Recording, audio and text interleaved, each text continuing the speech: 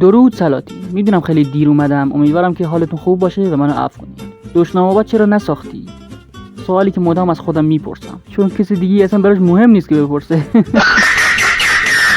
ولی دور از شوخی چند نفر پرسیده بودن و من تصمیم گرفتم یه ویدیو دربارش درست کنم. دشنام‌آباد یه سریال انیمیشنی بود که پارسال تصمیم گرفتم بسازم. ایده‌ش هم همینجوری خورد به سرم، به خدا نه مست بودم نه رو گل بودم.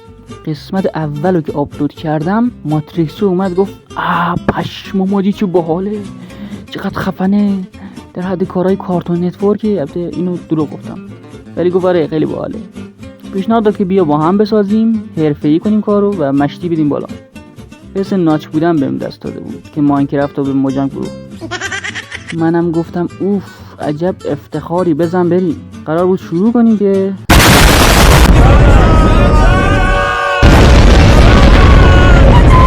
از اون جایی که پا قدم داشتتون شاهکاره و خیلی پا قدم خوبی دارم، اینترنت قطع شد خیلی طولانی و یوتیوب فارسی کم کم دیگه داشت میمرد. قبلش هم که RPM ریخته بود و کلا خرابن در خراب.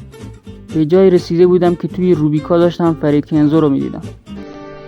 چطوری؟ هیچ وقت برای چیزایی که خودت میتونی به دست بیاری به کسی التماس نکن.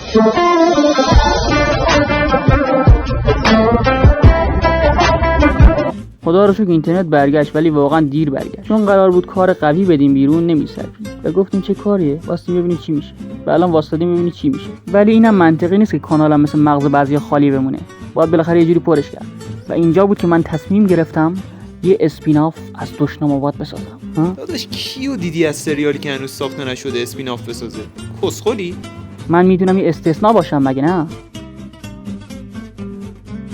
به زودی از این چنل شاهد یک شاهکار خواهید بود که از سریال اصلی هم بهتره.